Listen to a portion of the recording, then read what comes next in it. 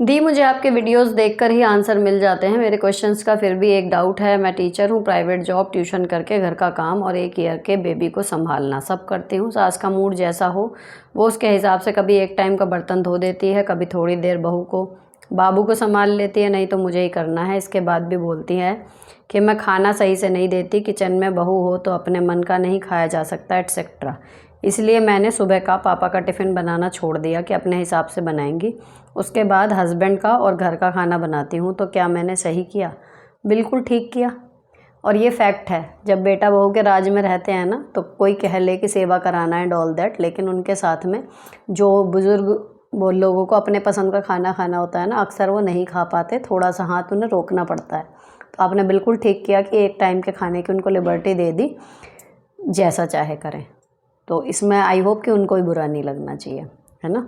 तो ये इस तरीके के ढेरों क्वेश्चन आते हैं, कुछ छोटे कुछ बड़े, लेकिन यहाँ पर आ रहे हैं, इसका मतलब भेजने वाले को थोड़े से परेशान कर रहे हैं और वो इसका सोल्यूशन निकालने में कहीं ना कहीं कंफ्यूज्ड है कि सही जा रहा हूँ, नहीं जा रहा हूँ या जा रही हूँ, है ना।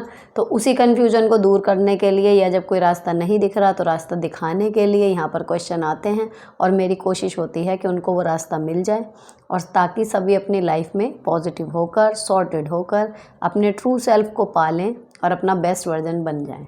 तो यहाँ पर आज ये वाले एपिसोड में जो मैं पढ़ रही हूँ कि कोई आपकी कदर ना करे तो दुखी ना हो, अगर हीरा कबाड़ी के पास लेके जाओगे तो वो कांच का टुकड़ा ही समझेगा, वो वाले एपिसोड के 137 कमेंट्स आए हैं। उनमें से जितने भी क्वेश्चन हैं जो मुझे यहाँ पर डिस्कस करने, वो मैं एक एक करके पढ़ती हूँ। बने रहिए लास्ट तक, और अगर आपका कोई कमेंट हो तो आप इस वाले वीडियो में टाइप कर दीजिएगा, मैं नेक्स्ट टाइम उसको भी पढ़ूँगी। तो चलो आज के एपिसोड के लिए आओ बहन बातें करें।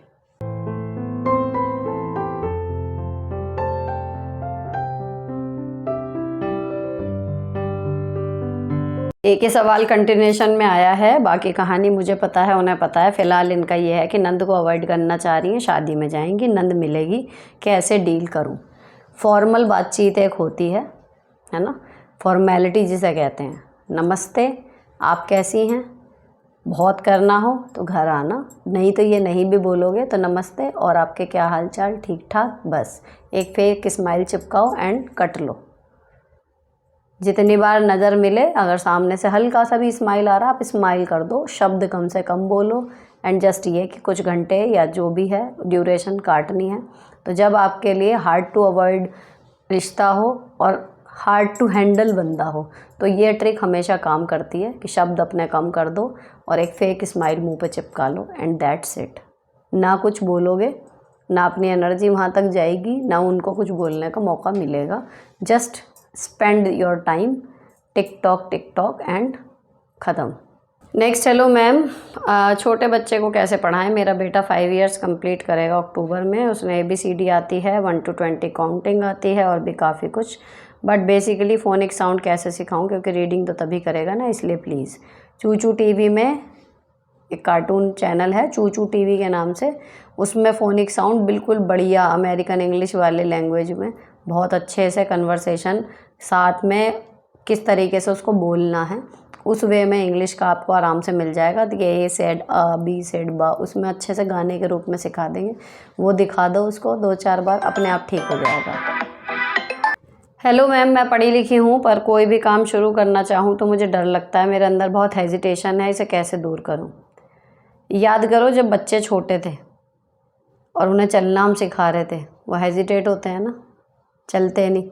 लेकिन कोई बच्चा 9 महीने में चल जाता है, कोई 10 में, लेकिन जो लेट भी होता है वो भी 1.5 साल 2 साल में कभी तो चल ही जाता है ना।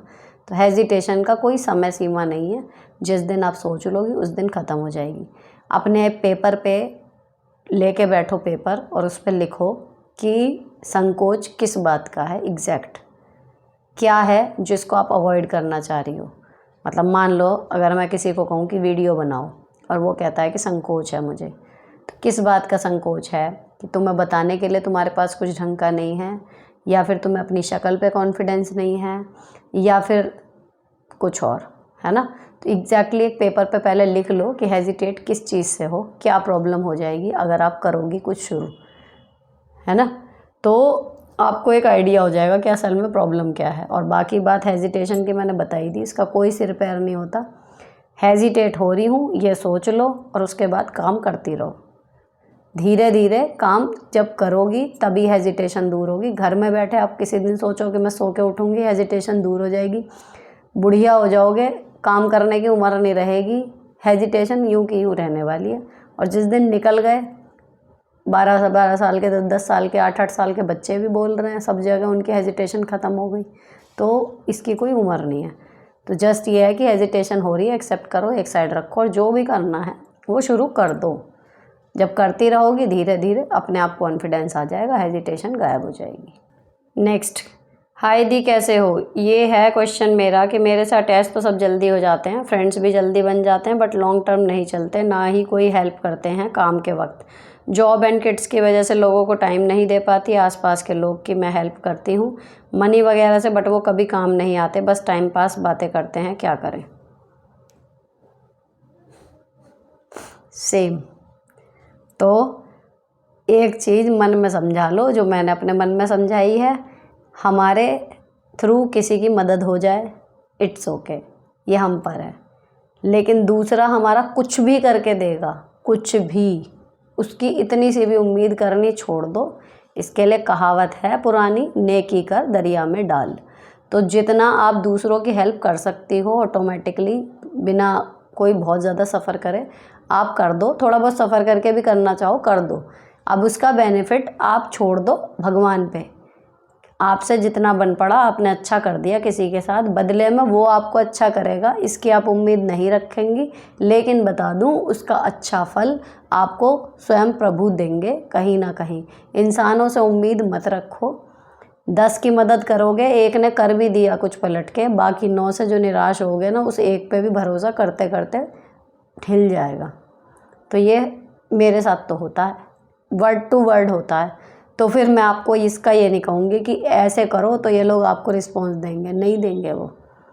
आप अपने को चेंज कर सकते हो कि आप उम्मीद ही ना करो, जिसका भी भला कर रहे हो ये सोच के करो, कर दिया, ऊपर वाला देखेगा मेरे कर्म, वो दे देगा उसके हिसाब से। और अगर भगवान देने को बैठे हैं तो नीचे वालों की ज़रूरत ही नहीं पड़ती, simple. Thank you so much दी, आपने मेरे क्वेश्चन का आंसर दे दिया। एक माँ होती है जिससे हम अपने मन की बातें इजीली कह सकते हैं, बट आई एम लकी मेरे पास आप भी हैं, आइडल बन गए हो दी। ऐसे ही साथ रहना हमेशा, बस आपसे मिलना है अब।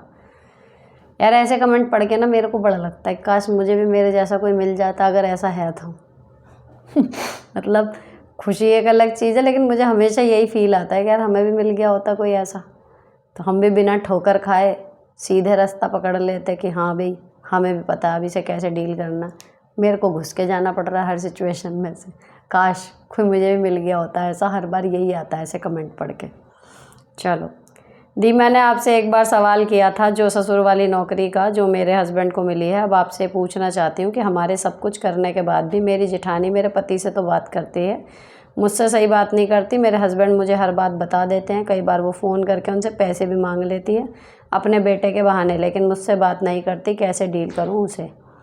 देखो जी, नौकरी जिस भाई को मिलती है ना, बाकी का मेरे अपने सर्कल में, स्टाफ में 3 लोग ऐसे हैं जिन्होंने माता पिता के हिस्से की नौकरी ली, उनके भाई बहन बन गए उनसे खींच खींच के, वो खुद नहीं कुछ कर पाए। तो इसमें तो भैया या तो नौकरी पकड़ो मत, और नौकरी पकड़ो तो उसी टाइम पे क्लियर कर दो कि भैया इतने लाख ये है दूंगा, ठीक है, नहीं तो जिसे लेनी हो नौकरी वो ले लो। क्योंकि ये प्रैक्टिकल में देख रही हूँ कि नुकसान में रह रहा है नौकरी करने वाला, सारी ज़िंदगी वो भरता रहता है। मतलब हम तो नौकरी भी कर रहे हैं ना भाई, तनख्वाह फ्री की थोड़ी मिल रही है, 6-8 घंटे आदमी काम भी कर रहा है, उसके बदले में जो पैसे मिल रहा है उस पर हक जमा रहे कोई और। तो ये हिसाब बहुत जगह बिगड़ा हुआ है, आपके घर का नहीं है। तो सिंपल एक अमाउंट फिक्स कर दो कि बच्चों के नाम पे इतने इतने लाख की हम एफडी कर देंगे, बच्चों को ज़रूरत हो वो एफडी तुड़वा लो, नहीं ज़रूरत है शादी के टाइम, पढ़ाई के टाइम काम आएगी। ये जो छोटा छोटा देना लेना होता है ना, इसमें आप पनप नहीं पाओगे। एक क्लियर कट एक अमाउंट उनके बच्चों के नाम एफडी कर दो कि ये नहीं भाई नौकरी ली थी, इतने इतने इतने मैंने तीनों के जितने ही बच्चे हैं इतने कर दिए, अब इसके बाद मेरी गृहस्थी में डिस्टर्बेंस मत करो। बेस्ट तरीका मुझे तो ये समझ में आता है, जब उन लोगों का भी किस्सा सुनती हूँ ना, तो मैं वही कहती हूँ कि सर एक बार फिक्स करके एक मुश्त दे दो जितने देने हैं, उसके बाद आप जानो आपका काम जाने। तो वो ये क्लियर होना चाहिए, नहीं तो मैं देख रही हूँ, मैं बता रही हूँ ना, सामने सामने वो लोग पनप नहीं पाते, और परेशान रहते हैं और उसके बाद भी रिश्ते ख़राब होते हैं। बात तो यह है कि देने के बाद भी रिश्ते ठीक रहें, उसके बाद भी रिश्ते ख़राब रहते हैं।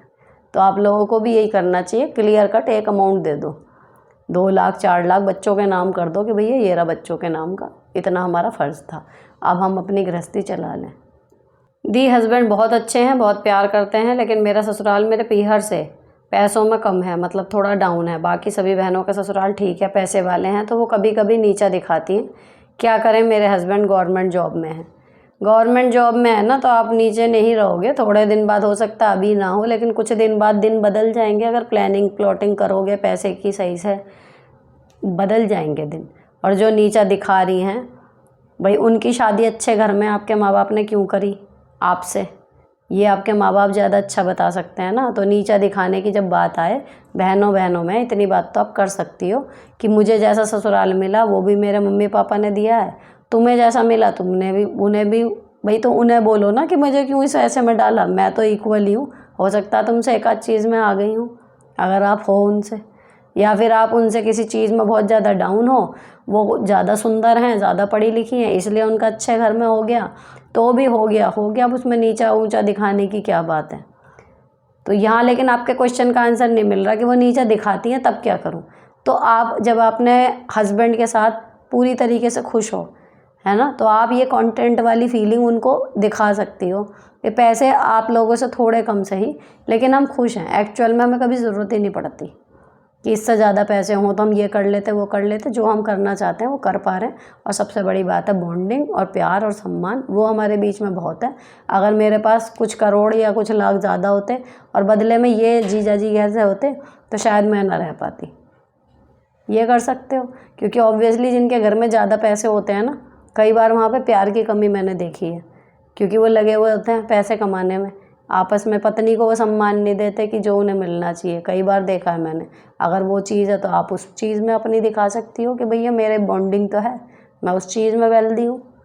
नेक्स्ट क्वेश्चन आया है, इंग्लिश कैसे इम्प्रूव करूँ। स्पोकन इंग्लिश मैंने इस पर पहले भी डिस्कस किया था। आपको सिर्फ कहीं पर भी स्पोकन इंग्लिश का कोर्स भी करोगे तो वो कुछ नहीं करते, सिर्फ यही करते हैं, न्यू वर्ड्स लगातार याद करते रहो, और वहाँ का 1 या 1.5 घंटा जो भी होता है ना, वो कहते हैं कि केवल इंग्लिश में बोलो, टूटी फूटी ग्रामेटिकल मिस्टेक्स के साथ, लेकिन इंग्लिश में बोलो, तो अपने आप स्पोकन इंग्लिश ठीक हो जाती है। इंग्लिश के न्यूज़पेपर पढ़ने को देते हैं, इंग्लिश की न्यूज़ सुनने को देते हैं।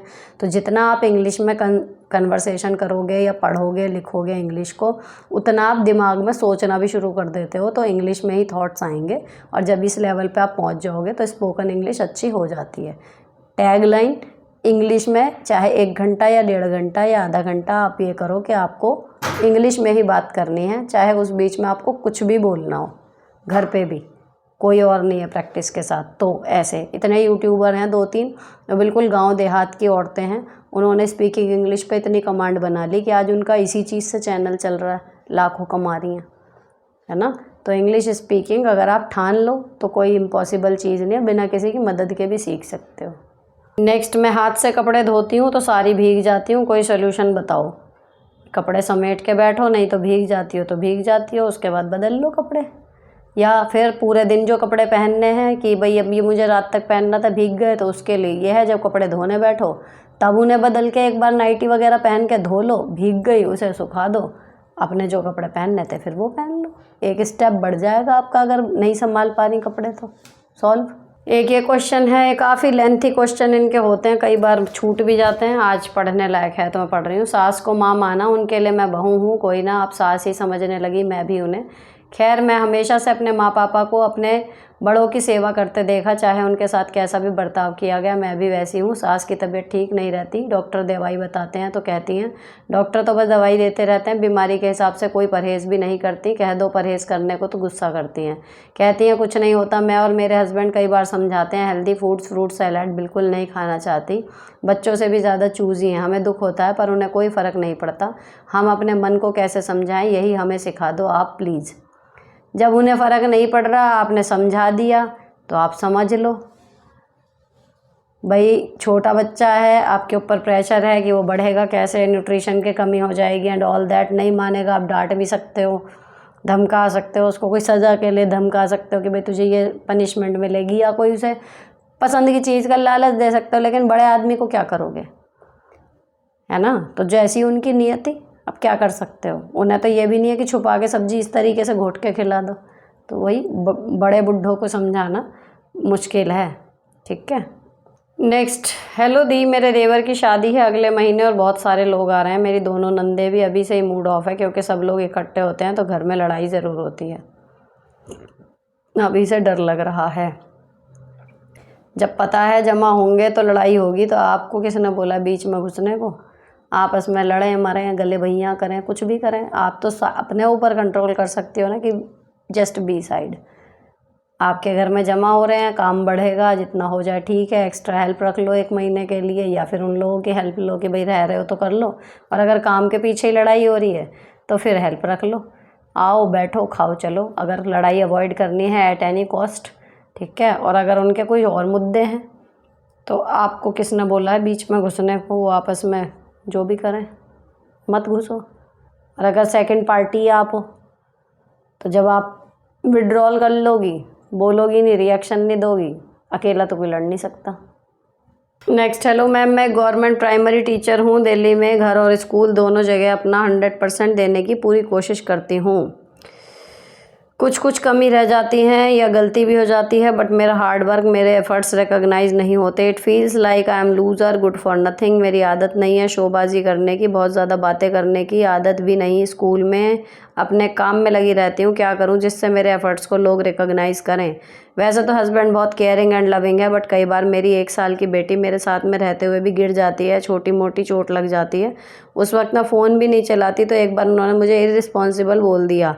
कहते हैं ध्यान कहाँ रहता है आपका। बहुत बुरा लगा। वो बेटी और मुझे लेकर बहुत केयरिंग है, बट मुझे दुख हुआ था। मैं जानबूझकर ऐसा कुछ नहीं करती। आप ना ज़्यादा सोच रही हो, ठीक है। अब रही बात देखो वर्क प्लेस पे एफ़र्ट रिकॉग्नाइज होने की। वर्क प्लेस पे ना आपके एफ़र्ट्स खुद चीख चीख के बोलते हैं, उन्हें किसी बंदे की ज़रूरत नहीं होती रिकॉग्नाइज करने के लिए। जब हम कहीं पर मेहनत करते हैं ना काम में, हमारा काम बोलता है, खुद देखें ना आप। लेकिन 1-2 साल 3 साल लग जाते हैं। मैं तो अपने स्कूल की अगर मैं करना चाहूँ ना, तो पिछले कोविड के बाद से जो मैंने काम किया है, 3 साल लगातार मेहनत की, कोई रिस्पॉन्स की उम्मीद किए बिना, लेकिन पिछले 2 सालों से इतना ज़बरदस्त रिस्पॉन्स, इतनी ज़बरदस्त इज़्ज़त, हर तरीके से कहना चाहिए पॉजिटिव चीज़ें, और बिना मेरे कोई एक्स्ट्रा वो डाले कि भाई मैं किसी के पास उसको भेज रही हूँ या फिर मतलब एफ़र्ट डाल रही हूँ उसका प्रचार प्रसार करने के लिए, कुछ और काम बोलता है। पेरेंट्स, है ना, माउथ टू माउथ जो पब्लिसिटी होती है। तो ये तो हुई स्कूल की बात, लेकिन अगर आप ऑफिस में भी हैं, कोई प्रेजेंटेशन आपने इतना अच्छा बनाया है या फिर कोई डील ऐसी क्रैक करी है जो नहीं ईजी थी, आप लगातार बढ़िया काम कर रहे हो, तो ऐसा नहीं है कि आपका काम दिखाने के लिए आपको कुछ और एक्स्ट्रा करना पड़ेगा। आपका काम ही काफ़ी है, वो बोलता है। अब रही बात घर की, ये जो बच्चा गिरने वाली बात है ना, जब तक कोई खुद नहीं संभाल रहा होता, वो उसका यही रिएक्शन होता है कि अरे तुम इर्रिस्पॉन्सिबल। और वो एक बार गिर गया ना, उसको धुमता नन्ना भी उसका ज़्यादा होता है। लेकिन एक माँ है, वो देख रही है बच्चा गिर रहा है, उठ रहा है, खुद कर रहा है। इतना तो स्ट्रॉन्ग बच्चे को होने देना है ना हमें। फिर वो बिल्कुल ही किसी लायक नहीं रहेगा, बच्चा ज़रा सा झटका भी नहीं झेल पाएगा। थोड़ा हार्श लग सकता है ये, लेकिन आजकल कुछ ज़्यादा ही हथेली पर रख के बच्चे पाल रहे हैं कि ज़रा सा गिरा ही नहीं। अरे भाई, स्क्रैचेस ना पड़े, 1-2 जगह खून ना निकला बच्चे के, अगर चोट चाट लग के, तो वो हमारे वाले बचपन वाली चीज़ें नहीं हुई, इतनी ना हो एक्सट्रीम, लेकिन थोड़ा तो बच्चे को अपनी चोटें या उठ के गिरना, गिर के उठना, खुद संभलना आना चाहिए। तो उसके लिए माँ थोड़ी सी हो जाती है मजबूत। लेकिन अगर बाप ऐसा है ना कि एक्स्ट्रा केयरिंग, वो तुरंत अच्छा तुम्हारा ध्यान किधर है, एक दिन के लिए किसी तरीके से पॉसिबल हो ना कि पूरा दिन आपको ये बच्चा रखना है, एक दिन में समझ आ जाएगा उन्हें कि कितना भी ध्यान रख लो, हम फ़ोन नहीं भी चलाएं तो भी कई बार हो जाता है। तो जब तक वो नहीं करते, सेम घर के काम में होता है, जो आदमी घर के काम में थोड़ी बहुत हेल्प कराते हैं, वो कभी अपनी पत्नी के कामों पे ये नहीं कहते कि तूने करा क्या है, या इसमें क्या है, या ये भी नहीं हुआ। वो बिना कहे समझ जाते हैं, क्योंकि भाई उन्हें पता है सिंपल खाना, सिंपल घर मैनेज करना भी जितने एफर्ट डलते हैं, अगर वो खुद मदद करते हैं तो उनको पता है कि मैंने तो सिर्फ मदद की थी, ये तो पूरा कर रही है। लेकिन जो आदमी आपने देखा होगा ना कि एक स्पून भी उठा के इधर से उधर नहीं रखता, या उसको कपड़े रुमाल मोजे भी हाथ में मिलते हैं, उसको थोड़ा सा भी कुछ होगा ना, वो तुरंत आपको वो कर देगा कि करती क्या है सारा दिन घर में।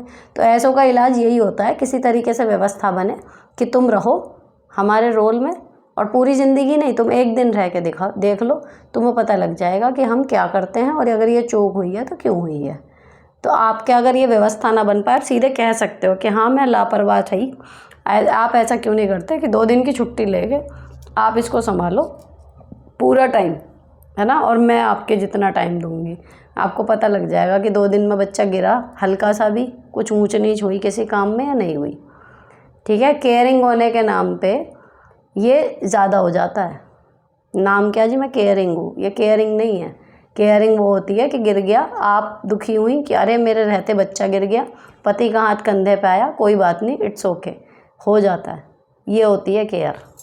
नेक्स्ट दीदी, आपके आंसर बहुत प्रैक्टिकल हैं और मुझे सॉर्टेड कर देते हैं। लास्ट ईयर मेरे साथ एक मेंटल ट्रॉमा हुआ, मेरी भाभी, उससे माँ से कुछ प्रॉब्लम हो गई, उसके चलते उसने मेरे साथ चालबाजी किया, मेरे हस्बैंड से चुपके फ़ोन करने लगी और मेरे मायके के सब राज देने लगी।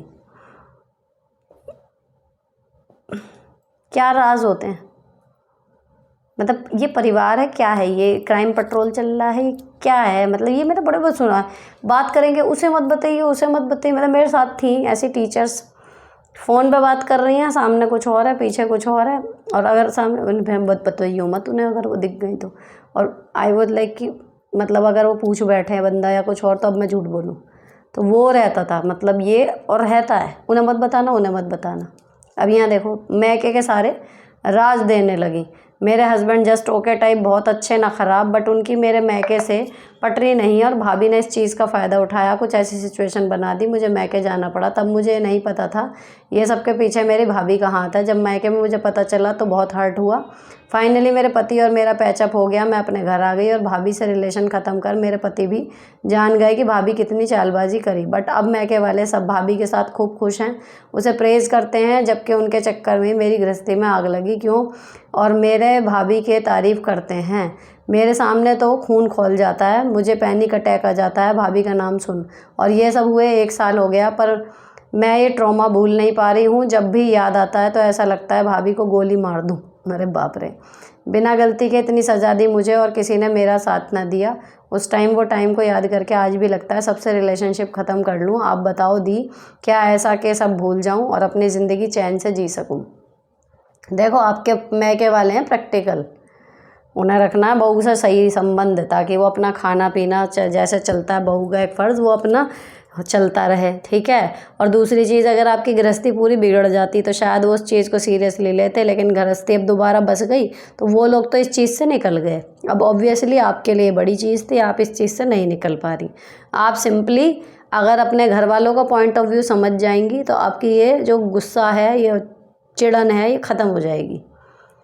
वो आपके सामने उनकी तारीफ़ कर रहे हैं, ऐसा नहीं है, वो पीछे भी तारीफ़ ही कर रहे होंगे, यानी कि वो अपनी बहू से अब खुश हैं। तो जस्ट वो क्यों खुश हैं, उनका पॉइंट ऑफ व्यू आप समझ लो जो मैंने बताया। ठीक है, वो अपना घर ठीक ठाक बनाना चाह रहे हैं, मतलब वो इस चीज़ को मूव ऑन कर गए। अब अच्छी बात यह है कि आप लोगों को, आपके पति को भी अब उनकी असलियतें पता हैं, है ना, तो आप भी थोड़ा सतर्क रहोगे। और दूसरी चीज़ ये जो वही वाली बात आई थी जिस पर मेरा रिएक्शन आया कि मैके के राज देने लगी, तो ऐसे क्या राज थे कि भाई मैके में बाकी सब भाभी से खुश हैं और आपके पति और आपकी भिड़ गई, यानी आपकी प्रीवियस लाइफ से जुड़े हुए कुछ बातें होंगी। ठीक है, अब वो भी सब खुल गई, तो अब कुछ छुपाने के लिए रहा नहीं। कुल मिला के अब ट्रांसपेरेंसी आ गई। आपको सिर्फ मेंटली ये देखना है कि मेरे मैके वाले उनसे खुश हैं तो इसलिए खुश हैं।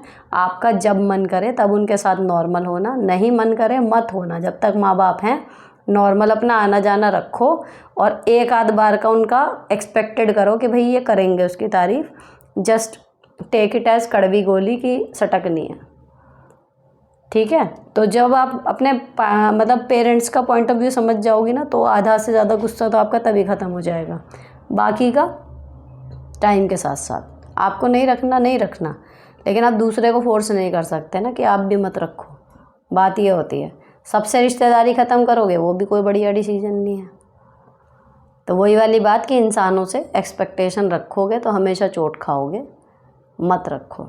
एक्सपेक्टेशन ही सारे दुखों की जननी है। पति प्यार तो करते हैं, पर घर वालों की बात आते ही क्या हो जाता है, घर वाले गलत हों तो भी ये यूनिवर्सल प्रॉब्लम है। तो हमें क्या करना है, उनको वहाँ से काटने की बजाय अपने आप से जोड़ने के सारे एफर्ट डालने हैं। That's it. ठीक, आप और वो एक हैं। इस कंडीशन में आपको अपना रिश्ता लाने के लिए क्या क्या करना है, सिर्फ उस पे ध्यान दो, वहाँ से काटने के लिए नहीं। ये हर रिश्ते पे लागू होती है ये चीज़। आपको अपना रिश्ता मजबूत किसी से करना है, उसके लिए आप एफर्ट डाल सकते हो। दूसरे से कमज़ोर करने चलोगे, नेगेटिव आएगा, वो काम भी आपका बुरे कामों में गिना जाएगा, आपकी वजह से तब दूसरे का रिश्ता कमज़ोर होगा। और वहाँ से कमज़ोर होने का मतलब ये नहीं होगा कि आपके साथ मजबूत हो जाए। तो ये लव अफेयर में भी चलता है, माँ बाप के साथ भी चलता है, पति पत्नी में भी चलता है। ये चीज़ हर जगह फॉलो होती है 100%। कि अगर आपको ये है कि किसी का रिश्ता मुझसे ज़्यादा रहे, उससे कम रहे, तो आपको उससे कम करने के लिए नहीं, अपने रिश्ते को बढ़ाने के लिए एफर्ट डालने। That's it. तो आप अपने पति के साथ जितना ज़्यादा प्यार बढ़ा सकते हो, जितनी ज़्यादा बॉन्डिंग बढ़ा सकते हो, बस आप उस पर ध्यान रखो। माँ बाप की बात आते बिदकते हैं तो मत करो माँ बाप की बात, खुद करें, हाँ हूँ मैं जवाब दे दो बस। ठीक, जब पता है कि ये चीज़ होते ही भड़केगा आदमी तो मत करो उस पर बात। सिंपल होता है। उसमें ना एक चीज़ ये होती है कि अगर उन्हें आपके साथ एक अच्छा टाइम स्पेंड करने की आदत हो जाती है, ठीक, और फिर जब काफ़ी दिन हो जाते हैं इस तरीके से शांति से हंसते खुशते सारी बातें हो रही हैं, टाइम निकल रहा है, सडनली फिर किसी दिन उनके घर वालों की बात पे अगर कलेश होता है तो केवल आपको हर्ट नहीं होगा, उन्हें भी लगेगा कि यार कितना अच्छा चल रहा था मेरा और मेरी पत्नी का, वहाँ की बात आती ख़राब हो गया। समझ रहे हो? तो पहले काफ़ी लंबा टाइम आप उनके साथ एक गोल्डन टाइम के तौर पे बिता लो बिना किसी कलेश के, ताकि जब कुछ बात बिगड़े तो उन्हें भी समझ में आए कि जब भी वहाँ की बात होती है तभी बिगड़ती है, तो वो भी थोड़ा सा स्टैंड उस चीज़ पे अपना बदलेंगे। करके देखना। ठीक। नेक्स्ट, हेलो दी, मैंने एमए किया है, टीचिंग करना चाहती हूँ, सिलाई कर लेती हूँ, फास्ट फूड में बहुत अच्छी हूँ, पर मेरे पति कुछ नहीं करने देते। कोई घर में ना आए, वीडियो मत बनाओ, बाहर तो बिल्कुल नहीं जाना, अब मैं क्या करूँ? मैं टीचिंग करती थी, पति बोलते हैं जो मैं घर में नहीं रहती उनके बच्चे बर्बाद हो जाते हैं। मैंने बोला बर्बाद ही होना होगा तो हो जाएंगे, मैं साथ रहूँ या ना रहूँ, कुछ सुनने को तैयार नहीं। ड्रिंक भी करते हैं। सिस्टर की शादी 30 अप्रैल को, 23 को एंगेजमेंट है। इतना गंदा बोला है कि मन नहीं करता जाने को, इतना गंदा कि मैं बता नहीं सकती, अब मैं क्या करूं?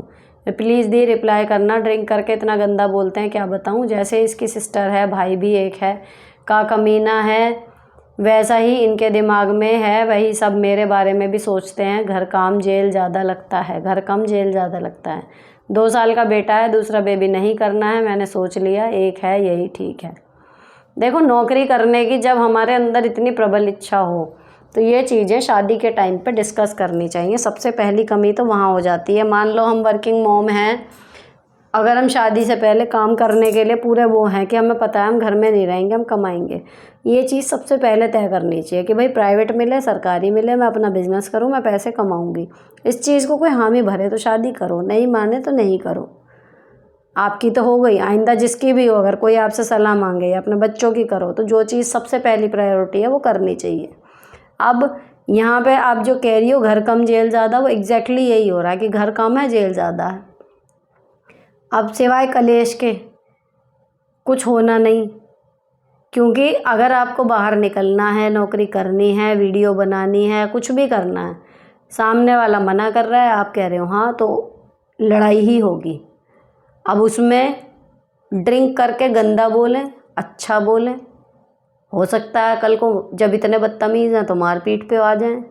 यहाँ आपकी जिजीविषा काम करेगी कि भाई अगर मुझे अपनी स्थिति बदलनी है तो करना तो कुछ पड़ेगा, नहीं बदलनी, ऐसे ही रहना है, कलेश या उनके गालियों के डर से रुकना है, तो फिर आपकी लाइफ जैसी चल रही है वैसी ही चलेगी। तो अगर इसे चेंज करना है तो आपको फिर अब अगला स्टेप लेना ही होगा कि बोलने से बात नहीं चल रही, तो अब काम करने पड़ेंगे कि करूँगी तो मैं हूँ, वक्त तुम वैसे भी रहो वैसे भी रहो। कलेश के अलावा इस चीज़ का कोई शांतिपूर्ण तरीका है नहीं, जब तक सामने वाला इस तरीके के नेचर का आदमी हो कि ड्रिंक करके गंदा बोलना ये वो। और रही बात मैं कह कि शादी की, गंदा बोलें अच्छा बोलें, आपकी बहन की शादी है जाओ, ये नहीं जाएं साथ में, अच्छा है थोड़ा सा सांस लेने को मिल जाएगा, गुस्सा हो रहे हैं होने दो, मुंह फुलाए यहाँ पड़ा रहो, हम जा रहे हैं अपने मैके की शादी में। मस्त अपनी शादी वादी करके आओ और दिमाग फ्रेश हो जाएगा। उसके बाद आके सोचना कि अब क्या काम करना है, और जो करना है वो करो, कलेश तो हो ही रहा है। नेक्स्ट, हेलो मैम, मेरी सास अपनी बेटियों को गर्मियों की छुट्टी में बुला लेती है, मुझे नहीं जाने देती, कहती है मेरे से खाना नहीं बनता, मेरी बेटियों के पास भी रहो, वो क्या कहेंगी, भाभी मायके जाएगी तो। दिन बांटो ना, 30 दिन की 20 दिन की छुट्टी है मान लो, तो 10 दिन अगर वो आ रही हैं तो 10 दिन आप जाओ, सेटिंग बनाओ, कैसे बनेगी। फिक्स है सीधा, भाई दीदी आ रही है जाऊँगी तो मैं भी। या तो वो है कि 10 दिन रहें, खाना बना के मैं खिला रही हूँ, उसके बाद फिर मैं 10 दिन जा रही हूँ। पर बात वो है कि फिर आप 10 दिन जाओगी, फिर सास ससुर का खाना, तो ये चीज़ कभी ख़त्म नहीं होगी। आपको जाना ही है तो दिन बांट लो कि 20 दिन की 25 दिन की छुट्टी है, 10 दिन वो रह लेंगी, 10 दिन मैं चली जाऊँगी। कहो तो 10 दिन जब वो हैं तो मैं रुक रही हूँ, उसके बाद मैं चली जाऊंगी, बात ख़त्म। इतना कर सकती है एज अ बहू आदमी जो करना चाहे तो। नेक्स्ट है, ma'am thanks for these helpful videos. मेरा क्वेश्चन है कि मैं कारपोरेट रेस में इतना दम लगा के भाग रही हूँ, ऑफिस में इतना काम लेती हूँ और करती हूँ कि मैं घर आकर बहुत ज़्यादा थक जाती हूँ, फिर मेरा कुछ करने का मन नहीं होता। मैं भी वीडियोज़ बनाना चाहती हूँ लेकिन ऑफिस से आके थक जाती हूँ। प्लीज़ बताएँ office work and YouTube work में कैसे बैलेंस बनाया जाए, थैंक्स इन एडवांस। देखो, ये बैलेंस तो आपका अंदर के भाव जो हैं वही बना पाएगा। आपको क्या लगता है, वहाँ पे मैं 3 क्लास एक साथ लेती हूँ, सुबह का रूटीन आप लोग देखते हो क्या रहता है, उसके बाद वहाँ, और फिर वहाँ से आके फिर मैं यूट्यूब का काम कर रही हूँ, घर का कर रही हूँ, तो शरीर तो थक ही जाएगा, लेकिन मन नहीं थकता तो आप कर जाओगे। अगर यूट्यूब की वीडियोस बनाने का या कोई भी अदर काम करने की प्रबल इच्छा आप में है तो आप कर जाओगे। अब वहाँ जो है कि आप खुद ही कह रहे हो कि भैया रेस है, तो आपको पता होगा ना कि उस रेस को जीतने के बाद आपको क्या मिलेगा। अगर वहाँ पे जो मिल रहा है वो ठीक है तो भागो, और लग रहा है कि नहीं भी भागोगे, नॉर्मल गति से चलने से भी काम हो जाएगा, तो क्यों भाग रहे हो फिर। वहाँ नॉर्मल गति से काम करो, और बाकी की जो थोड़ी सी भी एनर्जी बचेगी वो ये है कि घर से जब वहाँ से आते हो तभी आपका दिमाग में चलेगा कि हाँ मुझे घर जाके ये काम करना है। अगर आपको सच में पसंद है वीडियोस बनाना तो उसके लिए आपकी एनर्जी बच जाएगी, या आप लो एनर्जी में भी काम कर लोगे। फॉर एग्ज़ाम्पल, अभी बैठी हूँ, नींद आ रही थी मुझे इतनी तेज़, लेकिन करनी है वीडियो शूट तो कर ली। बात यह है आपकी इच्छा पे है, अगर इच्छा प्रबल है तो काम हो जाएगा, नहीं है तो कोई ऐसी दवाई, कोई ऐसा टाइम टेबल नहीं है जो आपको धक्के दे के वो काम करवा ले। नेक्स्ट, मेरे पेरेंट्स नहीं है, शादी हो गई है, मेरे हस्बैंड अच्छे हैं, एक बेटा है, भाभी अच्छी नहीं है, एक भाभी ख़त्म हो गई, हंस के साथ ही रहती हूँ, फिर भी अकेलापन सा लगता है, क्या करूँ। मैं आपसे मिलना चाहती हूँ, मिल सकती हूँ क्या, मैं आपको बड़ी बहन मानती हूँ। मुझसे मिलना तो देखो पॉसिबल नहीं है due to my schedule and बहुत सारे रीज़न हैं, लेकिन मैं यहाँ पर आपसे डेली मिल रही हूँ। तो यहाँ है जी इनकी दिक्कत की अकेलापन लगता है ना। तो इनके पेरेंट्स नहीं हैं, शादी हो गई है, हस्बैंड अच्छे हैं, तो अकेलापन क्यों लगता है। हस्बैंड है तो सारे ब्रह्मांड को मिला के वो एक आदमी आपकी लाइफ में होता तो है, उसके रहते अकेलापन क्यों लग रहा है। और बच्चे नहीं है तो अभी बच्चे हो जाएंगे। अकेलेपन का यार ये यहाँ होता है सब, और कुछ नहीं है। आपके आसपास 12 लोग हैं, आपके बॉन्डिंग किसी से नहीं, आपकी खुशी को देख के कोई खुश नहीं हो रहा, आपके दुखी को देख के कोई दुख नहीं हो रहा, आपके बिना बोले कोई आपकी बात नहीं समझ पा रहा, कई बार तो बोल के भी नहीं समझ रहा। उससे लाख गुना अच्छा होता है आप अकेले हो। प्रैक्टिकल एडवाइस, तो जिस दिन आप अकेले रहना, भगवान के साथ समय बिताना और अपने आप के साथ समय बिताना सीख जाते हो, आप खुश रहने लगते हो, आपकी इतनी एनर्जी बच जाती है जिसको आप अलग चीज़ों में यूज़ कर सकते हो। तो अकेलापन हमेशा बुरा नहीं होता। जितना हो सके विदाउट एनी एक्सपेक्टेशन लोगों की भलाई करते रहो, लोगों से जुड़े रहो, हाय हेलो बर्थडे एनिवर्सरीज ये वो, लेकिन एक्चुअल में आप अपने अंदर रहना जब सीख लेते हो ना तो आप खुश रहते हो। मुझे देख लो, जो मैं आपको भी बता रही हूँ ना, एग्जैक्ट ये फॉलो करती हूँ मैं। सबसे जुड़ी हूँ पर किसी से भी नहीं जुड़ी हुई।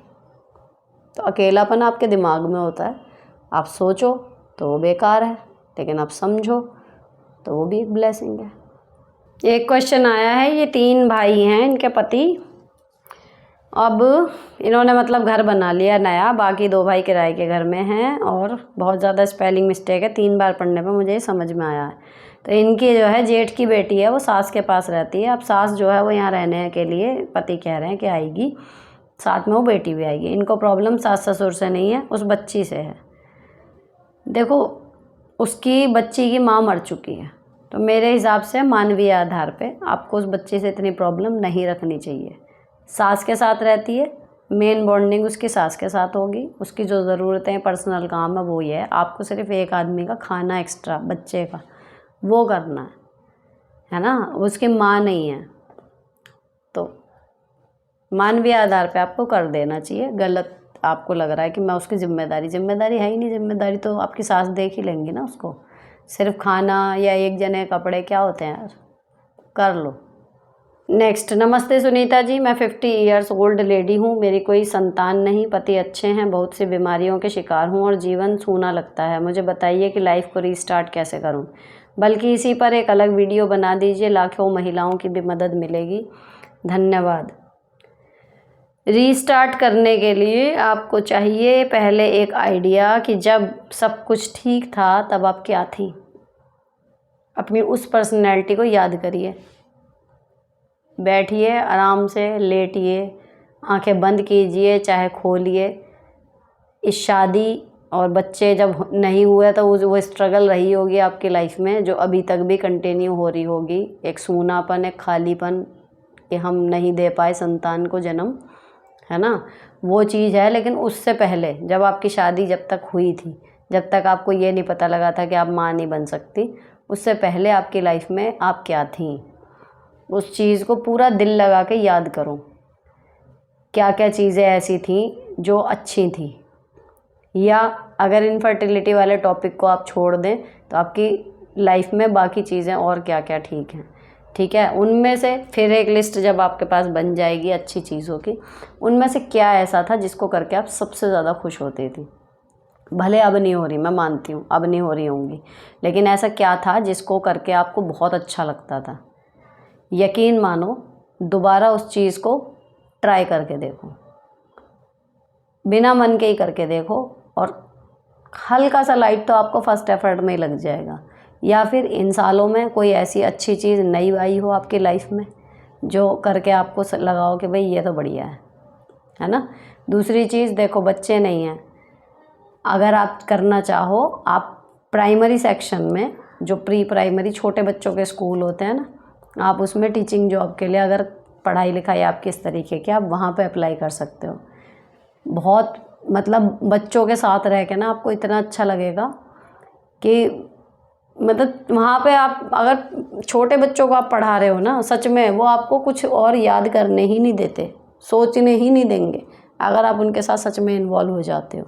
तो ये मुझे अपनी जॉब की सबसे गोल्डन चीज़ लगती है। तो उनकी बातें, उनके स्ट्रगल, उनके मजाक, उनकी शिकायतें, उनके मुद्दे, वो बिल्कुल ही अलग जोन में होते हैं। तो आप उनसे जब कनेक्ट करोगे ना, तो आधा तो आपका रीस्टार्ट ऐसे हो जाएगा। या फिर नई करनी जॉब, जो भी आपके प्रीवियस टैलेंट्स थे जो आपने इन सालों में खो दिए हैं, उनमें से किसी को भी उस लिस्ट में से चुनो और जस्ट ज़्यादा सोचो मत, करना शुरू करो।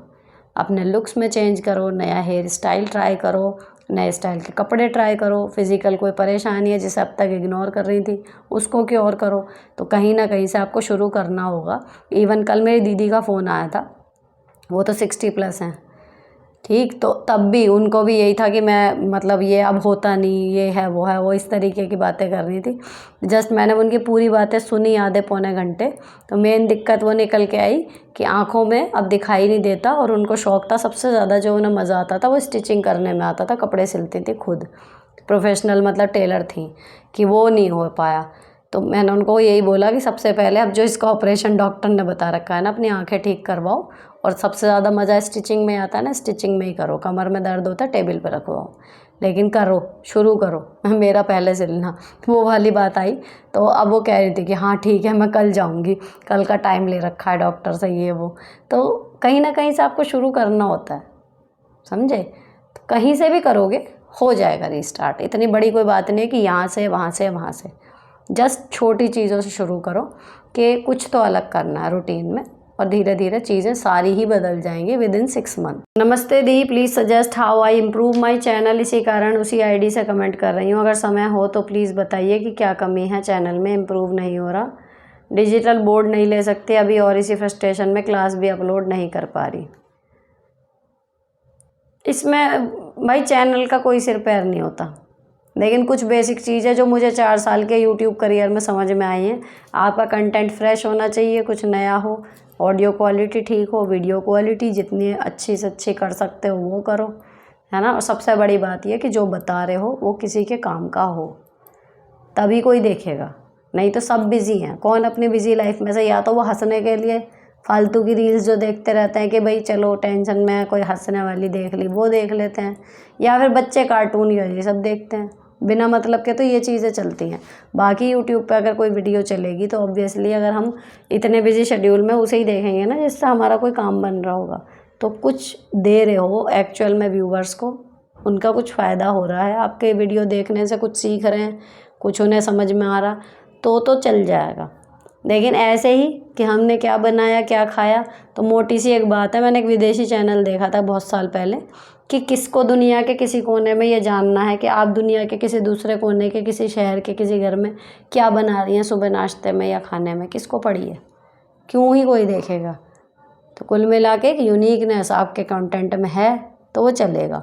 दूसरी चीज़, अगर कोई चैनल चल रहा है, आप मेहनत करे जा रहे हो, पुराना हो गया नहीं उठ रहा, तो उसको बंद कर दो, रीस्टार्ट करो नए चैनल से। इस टाइम पिछले वाले का एक्सपीरियंस भी होगा, प्लस जब आप कोई भी चैनल बनाते हो शुरू के 1 महीने में ही यूट्यूब खुद आपके कोई भी एक बेस्ट वीडियो जो होती है उसको उठाता है। तो अगर आपके चैनल में जो आप वीडियो डाल रहे हो उसमें दम है, तो वो उस एक वीडियो के उठने से बाकी सारी वीडियोस अपने आप उन्हें सहारा मिल जाता है।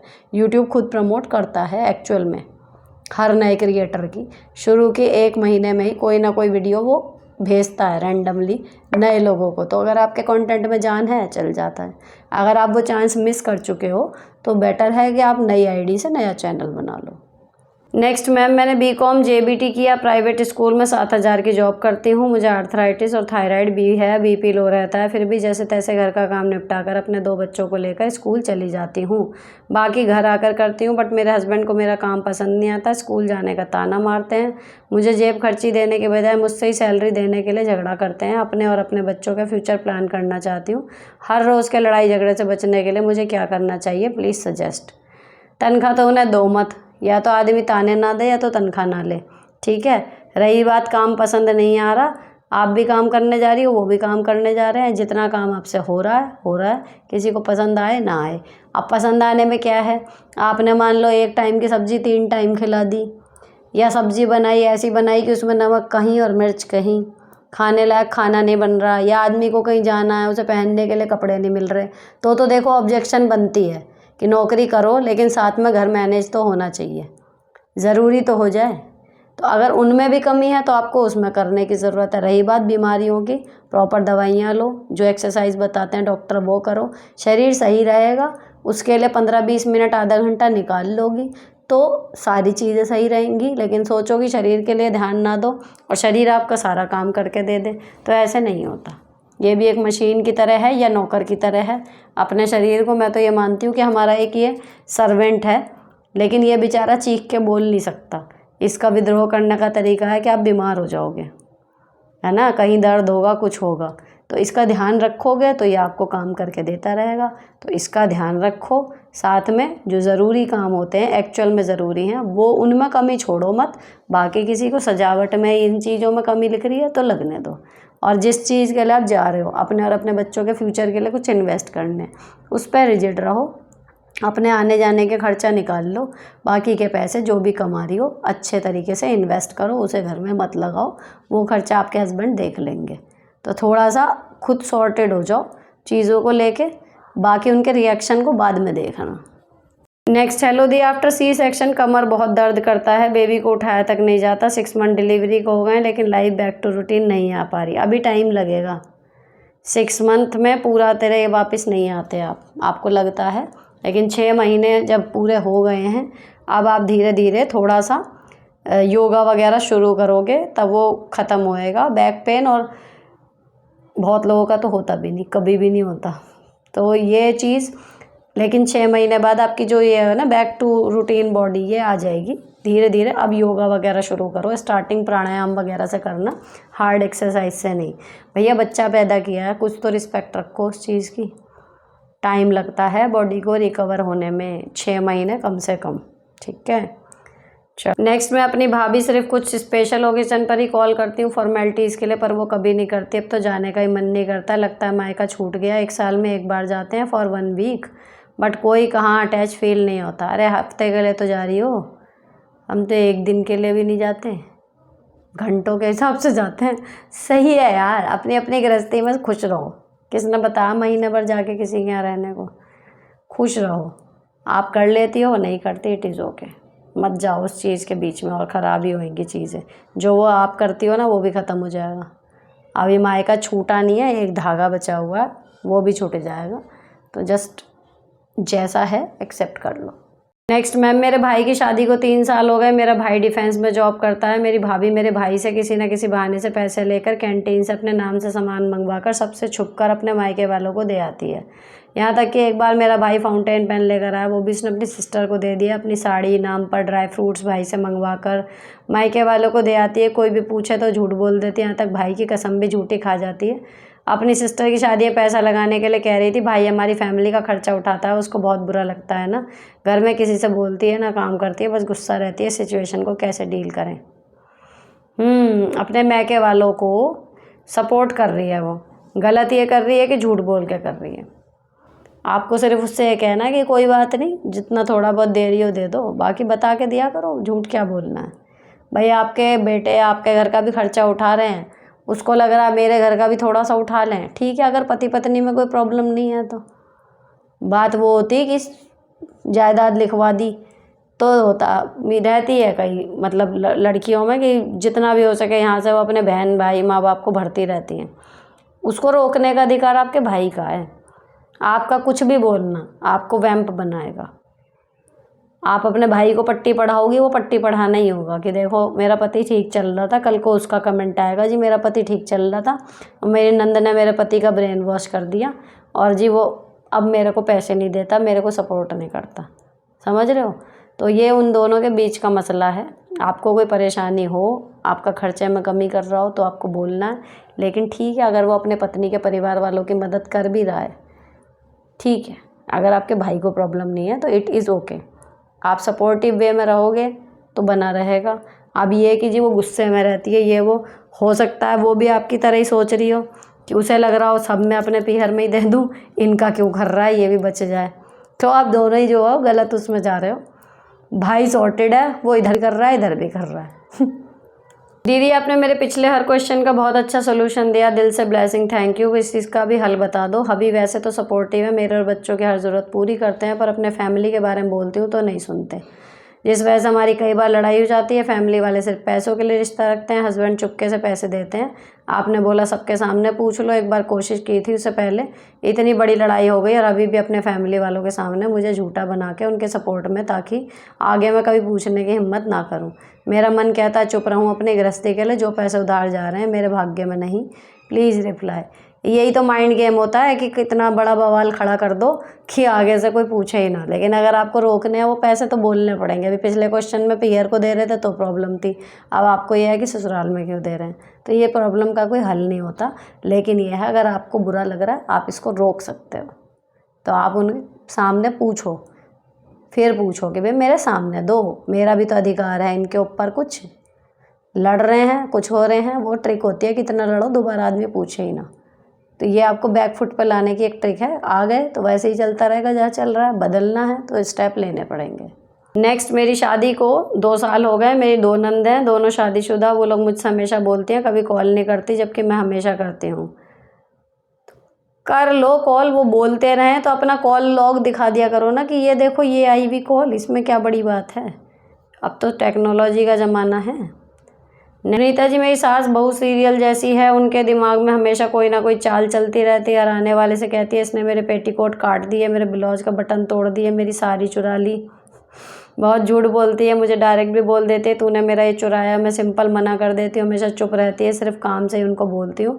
जब मेरे ससुर को बोलती है तो मुझे कह देते हैं कि ये तो पागल है। जब मैं कहती हूँ कि इनकम मुझे गलत बोल रहा है तो कहते हैं ऐसा मैं नहीं मान सकता, इसने ऐसा कहा। मैं बहुत एक्टिंग करती है, ससुर के सामने कुछ और पीछे से कुछ और, क्या करूँ।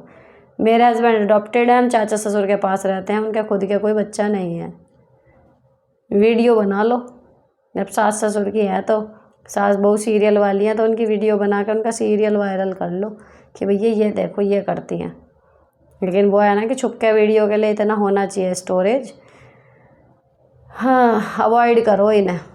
किसी से भी क्लैरिफिकेशन करने जाओगे, एक्टिंग करने वाला बंदा नहीं होता। चुरा लिया, ये कर लिया, वो कर लिया, कि जी सेफ खोल के देख लो, मिल भी गया, मान लो इतनी एक्टिंग है कि वहाँ पर रख भी दिया, अरे गलती से आ गया होगा, मान लो जब एक्टिंग वाली है ही तो। या फिर आप भी अपने रखने शुरू कर दो, भैया आपके पास उनका निकला, उन्होंने रखा होगा, आप भी अपना एक रखिए। हाय मम्मी आपने भी चुरा लिया, या चाची आपने भी चुरा लिया, एक्टिंग वाले के साथ एक्टिंग वाला ही हिसाब रख लो। देखेंगे भैया सामने से पलटवार आ रहा है, समझ जाएगी। मैं 42 ईयर्स की हूँ, एक बेटी है 12 साल की, अभी वो 7th में आई है। 4th क्लास तक तो बातें शेयर किया करती थी, अब नहीं करती, मैं शेयर नहीं करती। अब ये वो है, चिड़चिड़े रिप्लाई करती है, मैंने कुछ पूछ लिया, बहुत नॉर्मल रहती हूँ फिर भी पता नहीं कैसे उससे ज़्यादा बात नहीं होती। वो एज का चक्कर है, बच्ची वो इस टाइम पे ऐसी एज से गुजर रही है, उसको अपने साथ के बच्चों में ही बात करने में ज़्यादा मज़ा आता होगा। तो आप अपनी तरफ से कोशिश जारी रखो, बात पूछते रहो, करते रहो, और उसको थोड़ा सा लेने की पेशेंस आपको इस टाइम पे ज़रूरत है, ठीक है। ये एज का चक्कर है, अभी कुछ ज़्यादा इसमें कर नहीं सकते सिवाय इसके कि उसको आप एक काम एंड कंपोज तरीके से उसकी बातें जितनी हो रही हैं करते रहो, जितना बता दे ठीक है, रिस्पेक्टफुली उस पर कुछ स्मार्ट आइडियाज़ भी उसको देते रहो ताकि आप उसके दायरे में रहो। वरना आप आउट ऑफ सर्कल एक बार हो गए तो फिर उस सर्कल में एंट्री करना बहुत गलत हो जाता है, मतलब मुश्किल हो जाता है। चलो अगला, दी मेरी बेटी 13 साल की है, उसके साथ के सब लड़कियों को पीरियड हो गए, मेरी बेटी को नहीं हुए। हो जाएंगे यार, अच्छा है बच रही है अभी, और 2-1 साल निकल जाए तब सोचना डॉक्टर के जाने का, अभी इतनी लेट नहीं हुआ। मेरा बेटा 6th ग्रेड में है, कई बार तो बहुत अच्छे से बोलता है, कई बार बिल्कुल भी परेशान रहती हूँ। वो स्टडी करता है बिल्कुल भी नहीं। अगेन टीन एज की स्टार्टिंग में अभी मेरी बेटियाँ भी उसी उसमें जा रही हैं, उनके बोलने का सोचने का तरीका बदलने लगा है, उनके फ्रेंड सर्कल में उनको ज़्यादा अच्छा लगता है। तो ये पार्ट ऑफ पेरेंटिंग है, हमारा काम है इस टाइम पे पेशेंस रहना, अपने आप को रखना पेशेंट, और उनके बदलते उसके अनुसार खुद की बातों में बदलाव लाना, वही कि उनके सर्कल में बने रहना। ठीक, हेलो दी, मुझे बस ये जानना था कि हमारी एक फैमिली ट्रिप भी, मेरी नंद भी गवर्नमेंट जॉब में है पर उनका खाना कहना अभी अनमैरिड है कि वो हम लोगों की जिम्मेदारी है तो ट्रिप का हम लोग खर्च करें, जबकि कभी वैल्यू नहीं देते। तो क्या मुझे उनकी ट्रिप का सब देखना चाहिए? अनमैरिड या मैरिड होने से क्या फ़र्क पड़ रहा है? खर्चा कमाने से निर्धारित होता है। अगर कोई नहीं कमा रहा तो मैरिड भी है, उसका खर्चा उठा लो, कमा रहा है तो अनमैरिड भी है तो कायदे में वो अपना दे दे, कोई दिक्कत नहीं है।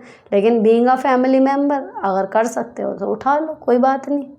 नेक्स्ट, दी आप बहुत सॉर्टेड हो सब चीज़ों में, मुझे बहुत अच्छा लगता है। मुझे जॉब के लिए 9:30 का घर से निकल जाती हूँ तो 7:30 वापस आती हूँ। घर के सारे काम मैं खुद करती हूँ, मुझे किसी और का काम पसंद नहीं आता। इस सब में मुझे एक्सरसाइज का टाइम नहीं मिलता। शाम को कर लिया करो, जब भी आपके खाने के बीच में 2 घंटे का फ़र्क हो कि आपने 2 घंटे पहले से नहीं कुछ खाया है, तब आप एक्सरसाइज कर सकते हो। किसी डॉक्टर ने ये नहीं बोला सुबह ही करो, 4 बजे 3 बजे, जब मान लो आपने 1 बजे लंच किया है तो आप 3 बजे कर सकते हो। आप 7:30 वहाँ से आते हो तो आके आपने स्नैक्स वगैरह लिए, ठीक है, अब वो है, लेकिन आपका लेट है, आपका रात में नहीं हो सकता, तो आप सुबह ही अर्ली मॉर्निंग बेड पे ही चाहे 10 मिनट की कर लो, मत करो 1 घंटे की, वो करना शुरू कर दो। हेलो सुनीता जी, मैं फिर से सोनिया, मैं आपके दोनों चैनल बड़े जी से देखती हूँ, सच में आप मेरे लिए मदर फिगर साबित हो रही हैं, थैंक यू सो मच। आज की प्रॉब्लम मेरी ये है कि मेरी ननंद इनविटेशन आया है, उनके घर पर प्रोग्राम है पर मेरा जाने का बिल्कुल मन नहीं है बिकॉज़ ऑफ़ देयर बिहेवियर। वो मुझे बिल्कुल रिस्पेक्ट नहीं करते, मैं सिर्फ उनके लिए काम के लिए ही, बस मेरे पतिदेव को भी मेरे बारे में उल्टी सीधी बातें बोलते हैं, इसलिए मैं उन सब से बात नहीं करती।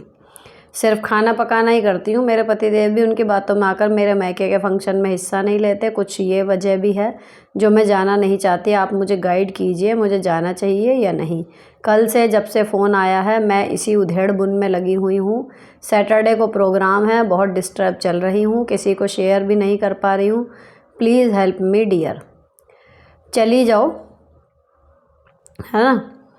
लेकिन ये जो कह रही हो ना खाने बनाने में लगी रहती हो, ये क्या ज़रूरी है भाई। काम हम किसी के घर जाके तब करते हैं जब हम उसे अपना घर मान रहे हों, है ना, हम पूरे मन से शामिल हो रहे हों, सब कुछ है।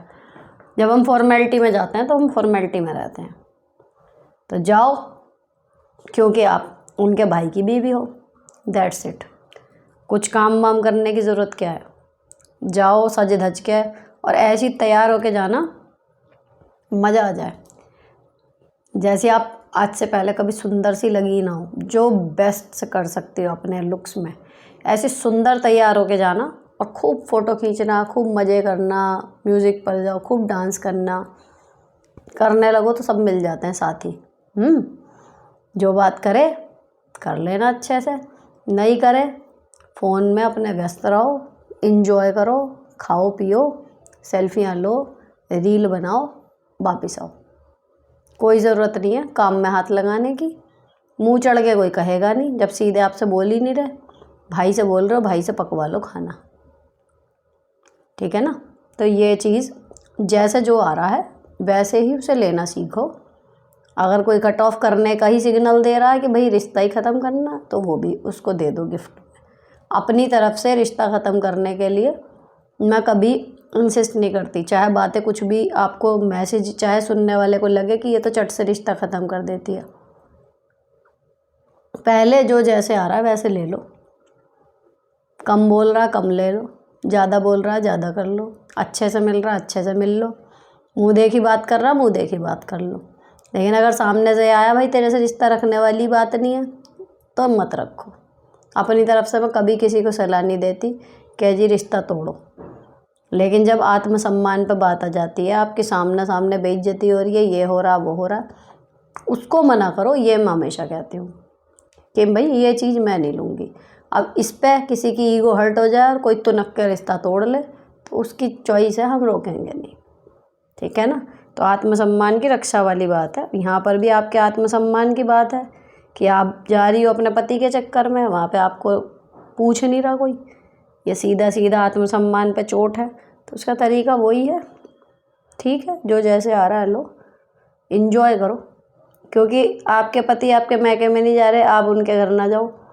आपके और आपके पति के बीच में कभी भी बातें फिर ठीक होने की नहीं है। जाती रहोगी, कल को मुँह भी पड़ेगा कि मैं भी तो आपके सारी रिश्तेदारी में जाती हूँ। बात ये है ना। तो फिर बात ये है अब मुद्दा आपका कि भैया मैं वहाँ पे जब मुझे सम्मान नहीं मिल रहा मैं कैसे करूँ। अपने आप में खुश रहो, मज़े करो, ऐसे सुंदर बन के जाना कि कैमरे वाला भी आपके पीछे पीछे घूमे आपको कवर करता हुआ, फिर देखो मज़े। और आपके इस बदले हुए रूप से ना रिएक्शन देखना कितने बढ़िया आएंगे, और बताना मुझे यहाँ पे फिर। दी you are doing great work. मेरी प्रॉब्लम है कि शादी को 25 साल हुए, बच्चे सिटी के बाहर रहते हैं, हस्बैंड रात को ऑफिस से आते हैं और खाना खा के मोबाइल टीवी बाहर चले जाते हैं, मुझे टाइम नहीं देते। कहा है उनसे फिर भी मैं डिप्रेस रहती हूँ। मोबाइल में लॉक लगाते हैं, क्या करते हैं वो भी पता नहीं चलता। क्या करूँ जिससे वो बिहेवियर ठीक करें, टाइम दें मुझे। कोई बार शक भी होता है कि कोई और तो नहीं है, बट मोबाइल लॉक के कारण मैं देख नहीं पाती। वो बोलते हैं इस एज में मैं ये सब करूँगा। क्या करूँ जिससे वो सही बिहेवियर करें, प्लीज़ हेल्प दी। ऐसा है जी, उम्र नहीं होती इन चीज़ों की कोई।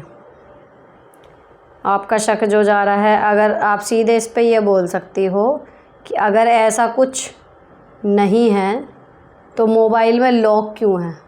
भाई बुढ़े ठेड़े हम हो रहे हैं, मैं तो इस एज में वही मानूंगी कि भैया शादी को 25 साल हो गए, हम एक पड़ाव पार कर चुके हैं। लिटरली हम बुढ़ापे में एंट्री कर चुके हैं, ठीक है। अगर 25 की भी मानो तो 50 साल हम क्रॉस कर गए। तो उम्र के 50वें दशक में अब आपको बच्चे हैं नहीं घर में, फ़ोन में लॉक लगा के रखने का क्या है। बीवी से क्या ही छुपाने की बात है। अभी तुम्हारे बिजनेस के इंटरेस्ट की बात हमें भी नहीं जाननी, हम खोलेंगे नहीं। और कुछ ऐसा है नहीं तो उनसे सिंपल ये पूछो ना कि ऐसा कुछ नहीं है तो फ़ोन में लॉक क्यों लगा के रखते हो, और यहाँ पे आके दोबारा बाहर जा रहे हो, मैं तो सारा दिन घर में हूँ तो मुझे लेके जाओ। चलो आपने कह लिया, उन्होंने नहीं सुना तो जाने दो उन्हें।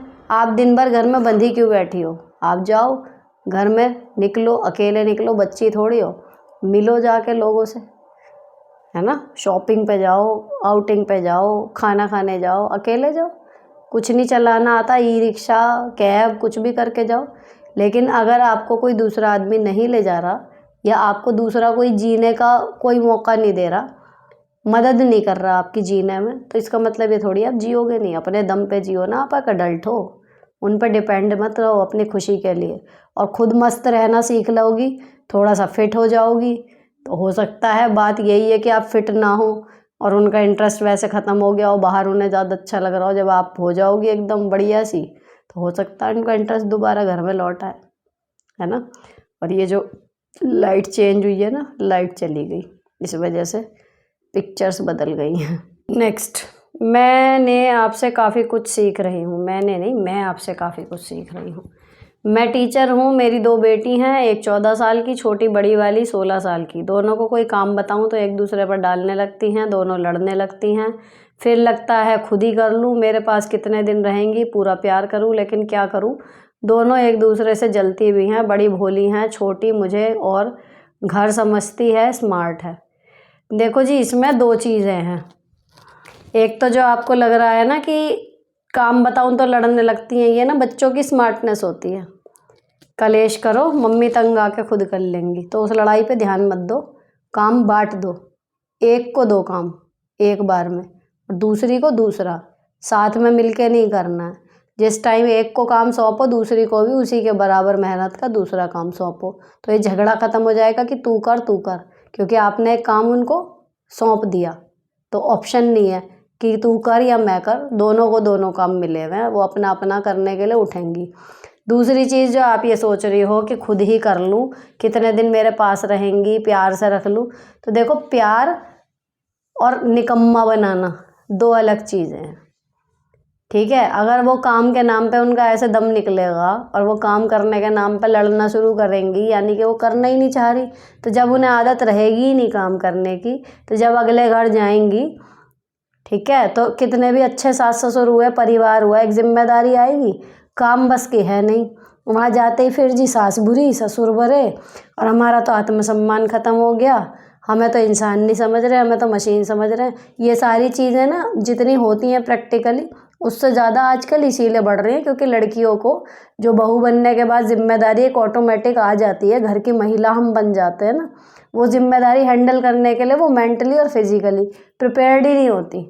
उनको पता होता है कि बिस्तर पड़े पड़े माँ दे देगी हमें खाने के लिए, तो जब वहाँ उठना पड़ता है और जब हम खुद नहीं बना पा रहे तो खाना भी नहीं मिल रहा, तो फिर ईगो हर्ट होती है कि भैया देखो हमारा तो मैं के मैं ऐसे होता था। तो ये हम बेटी की माँ होने के नाते हमारी जिम्मेदारी है कि जिस माहौल में उसको पूरी ज़िंदगी काटनी है ना, हमारी सोसाइटी में जो एक कहना चाहिए ड्यूटीज़ हैं और नॉर्मल भी हैं। जब हम लड़कों को आत्मनिर्भर बनाने की शिक्षा देने की सोच रहे हैं, तो महिला होने के नाते जो हमारी माँ जितना करती थी उतना हम नहीं कर रहे, जितना हम कर रहे हैं उतना शायद हमारी बेटियों को ना करना पड़े। चीज़ें बदलेंगी, लेकिन भाई उनको काम तो करने की आदत होनी चाहिए। मान लो पढ़ाई में या ऑफिस में वो इतनी बिजी हैं, उनको टाइम नहीं मिल रहा, लेकिन जितना टाइम है आपने काम बताया वो लड़ने लगी, ये तरीका उनका गलत है। आपकी बीइंग अ मदर जिम्मेदारी है उस चीज़ को बदलना, चाहे वो आपको बुरा समझें भला समझें।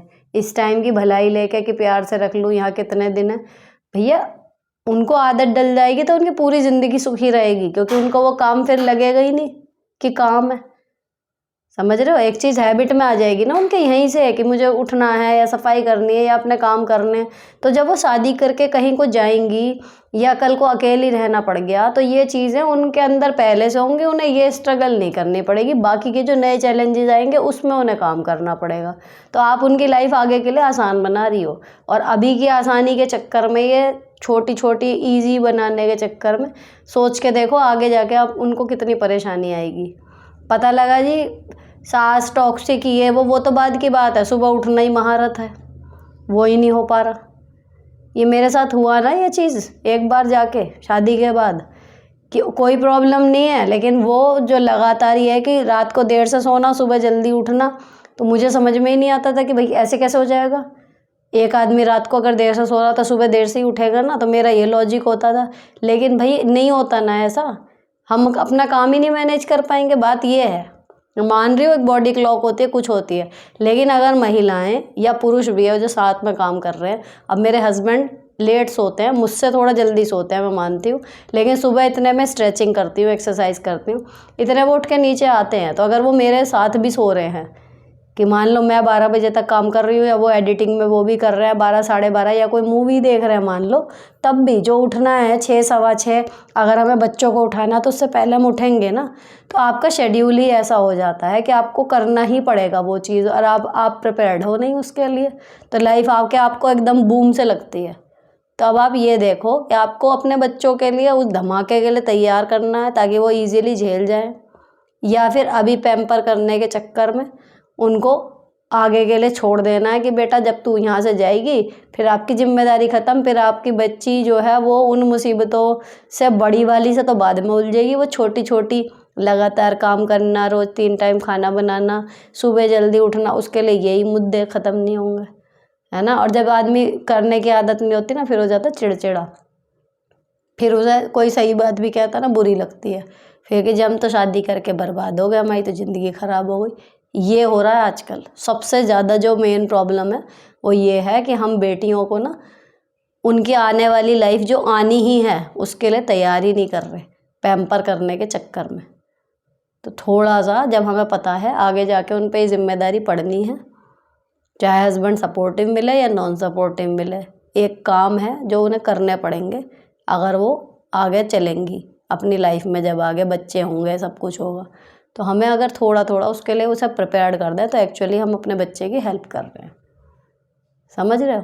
तो उनसे काम कराओ, दोनों को अलग अलग काम बांटो, स्ट्रिक्टली बोलो करना तुम्हें ही है, नहीं करें जब तक ना करें, पड़े रहे, कोई ज़रूरत नहीं खुद करने की, जो उनके हिस्से काम है वो ही करेंगी।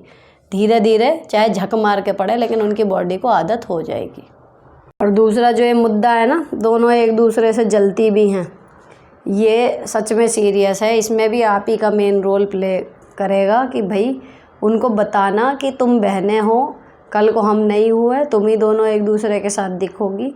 अगर ऐसे करोगी तो तुम्हें किसी दुश्मन की ज़रूरत ही नहीं है, घर में ही दुश्मन खड़े हो जाएंगे। कोई मुद्दा नहीं है जलने का, दोनों अपनी अपनी जगह खूबसूरत हो, दोनों को हमारी तरफ से सब कुछ बराबर मिलेगा। भगवान ने तुम्हें क्वालिटी सेम दी है, उनका कॉन्फिडेंस बूस्ट करो ताकि एक दूसरे को देख के वो जले नहीं होएंगी जब आप लगातार समझाओगी ये चीज़ उन्हें। नेक्स्ट मैम, मैं 8 मंथ ओल्ड बेबी के साथ कैसे टाइम मैनेज करूं? मैं वर्किंग भी हूं, मॉर्निंग 10 AM टू रात को 10 AM। एक्चुअली इसमें ट्रैवलिंग का भी टाइम है, पर बच्चे के साथ खुद को टाइम देना, क्योंकि मेरा सी सेक्शन था, साथ में एक सिस्ट की भी सर्जरी हुई थी, मैं अपने लिए टाइम नहीं निकाल पा रही, और घर का काम करना बहुत डिफ़िकल्ट हो रहा है। जब मैं नहीं होती तो मेरी मदर देखती हैं, पर उनसे भी इतना अच्छे से नहीं हो पाता। जस्ट अभी रीजॉइन किया है, जाने से पहले जितना हो पाता है, जैसे बच्चे की मसाज, बाथ और उसके साथ पूजा करना, उसको कुछ खिलाना, पूरे दिन का खाना बनाना देना, डस्टिंग, ये सब करके जाती हूँ। कभी कभी पूरा हो पाता है, कभी नहीं। ये सब भी जो कर पा रही हूँ आपसे ही सीख कर। देखो 8 महीने का जब बच्चा होता है ना, अभी 2 सवा 2 साल तक आपकी प्रायोरिटी बच्चा ही है। उसके साथ जितने काम आसानी से हो जाएं, खाना खाना ज़रूरी है, बनेगा ही, कपड़े धोने ज़रूरी हैं, धुलेंगे ही, बच्चे की मसाज, नहलाना धुलाना, उसके लिए तैयारी करना खाने पीने की, वो सब ज़रूरी है, वो होगा। बाकी कुछ हो ठीक है, नहीं हो ठीक है। इस पर पूरी प्लेलिस्ट है लिव लाइफ ईजी पे, देखना छोटे बच्चे के साथ कैसे मैनेज करना। 3 वीडियो हैं जो उस टाइम के मेरे एक्सपीरियंस से मैंने बताई हैं, और वो मैंने लगभग हर नई मॉम के साथ शेयर करी हैं, और उनको उस चीज़ से बड़ा सुकून मिल गया। तो इस टाइम पे आप एक तो वो देख लेना, जाके लिव लाइफ ईजी वाले चैनल पे प्लेलिस्ट सर्च कर लेना, तो वहाँ पे आ जाएगी वो। 3 वीडियो हैं उसमें, उन्हें सुन लेना, बहुत आइडिया मिल जाएगा। लेकिन ये टेम्परेरी फेज़ है, इतना परेशान मत हो, ठीक है। मेन प्रायोरिटी बच्चा है, बस अभी उसे देख लो जितना मैक्सिमम कर सकती हो। बाकी नौकरी से जब ब्रेक लिया था, अगर रीजॉइन अभी नहीं करना ज़रूरी था, रुक सकती थी तो रुक जाती। बाकी 6 महीने बाद तो लौट ही गई थी मैं भी, तो हो जाता है सब। और मेरी तो 2 थी, है ना। लेकिन बात यह आपको प्रायोरिटी सेट करनी पड़ेगी। आप सोचें मेरे बच्चे भी पल जाएं, मैं अपने लिए भी टाइम निकाल लूँ, घर भी मेरा टिंच रहे, वो थोड़ा मुश्किल हो जाता है। जिधर जितना हो सके उतना कर लो, लेकिन जो टॉप प्रायोरिटी है आपका बच्चा और आपकी सेहत, उस पर कॉम्प्रोमाइज़ अभी मत करो, बाकी चीज़ें होती रहेंगी, ठीक है। चलो अगला, आपने अपने हस्बैंड से बॉन्डिंग कैसे बनाई? मेरे तो सुनते ही नहीं हैं, ना ही कोई सपोर्ट करते हैं, जबकि मैं वर्किंग हूँ। लंबी स्टोरी है। कभी प्यार से और कभी थोड़ा उसमें कि भाई ये मैं नहीं लूँगी, इस तरीके से, है ना।